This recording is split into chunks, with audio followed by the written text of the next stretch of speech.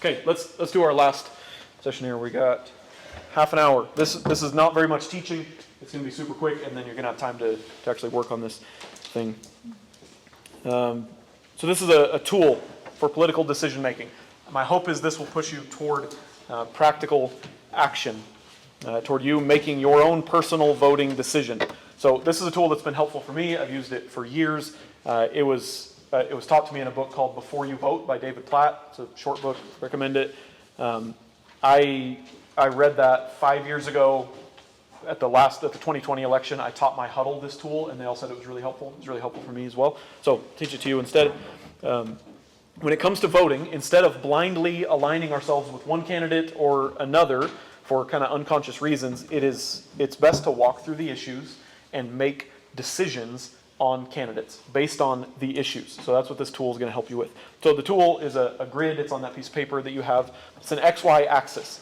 The Y-axis represents biblical clarity, and the X-axis represents practical consequences. Biblical clarity, practical consequences. So biblical clarity means how clear is Scripture about this issue. We recognize that some issues the Bible's pretty clear about. Other issues the Bible's not as clear about, right? Marriage, the Bible's really clear about. Gun ownership, the Bible's not very clear about. So there's a differentiation of clarity.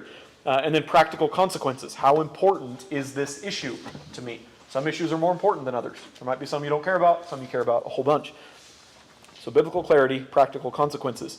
In politics, there are tons of issues. Dozens of issues, maybe hundreds of different issues that you could take into account. And so for this activity time, we don't have time to think about hundreds. So we're going to do eight categories of issues. And these cover most of the biggest topics that you're going to think about in an election. It's not exhaustive, but it's going to cover most of it. So 8 issues that we can talk about today. These 8 are domestic policy, things like education, gun control, economic policy, taxes, inflation, environmental policy, climate change, emissions, criminal justice policy, law enforcement, prison systems, foreign policy, wars and conflicts, national affairs, healthcare policy, insurance, pharmaceuticals, that kind of thing, immigration policy, borders, immigration process, and then social policy, sexuality, marriage, abortion, things like that. So we have 8 issues here, and here's your instructions.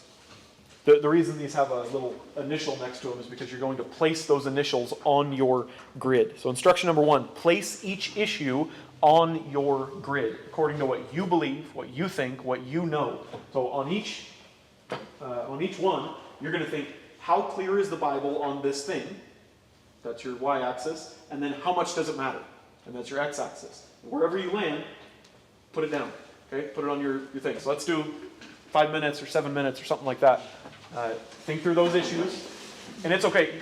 We're doing this in a pretty short amount of time. You could go home and do this for hours and hours if you want to. But let's just work pretty quick for now. Place it on the grid wherever you think it belongs. Okay, step number 2. Rank each of those issues according to their quadrant. Okay, so if you put the issue in quadrant 1, that's your highest priority. Quadrant 2, quadrant 3, quadrant 4. That's the order that we should care about issues. If the Bible's clear and it matters a lot, we should care about it a lot, all the way down to less. If you have multiple issues within the same quadrant, whichever one is up and to the right is higher than the one that's down and to the left.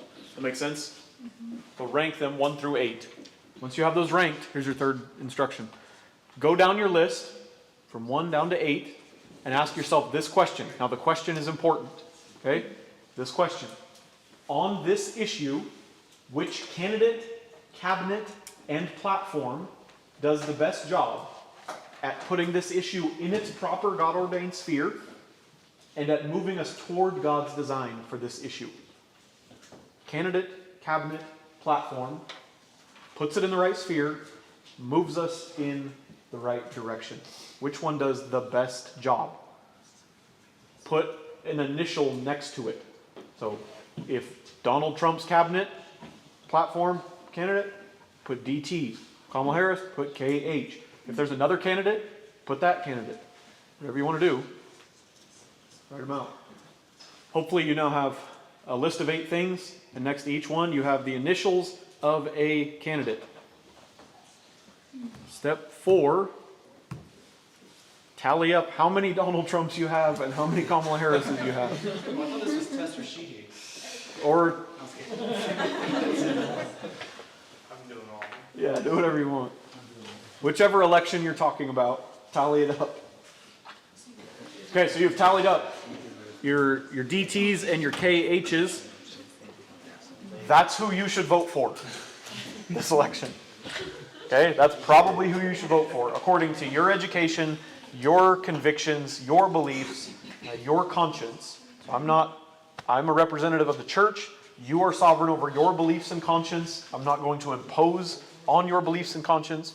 You should vote according to your conscience. Here's a tool to help you do that.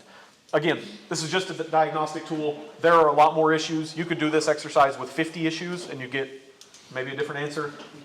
But this is a way to think about it that broadens your perspective away from just, do I like the personality of this or that candidate? And instead takes into account the issues that our country's actually dealing with, or our state's actually dealing with, or any election, you could do this kind of thing. Does that make sense? Ben brought up a good point. What if we tie? If there's 4 and 4, that's where you could look at the priority of issues. So look at your top couple. Is there an overrepresentation of one candidate or the other on your most important issues versus your least important? That's a good way to think about it.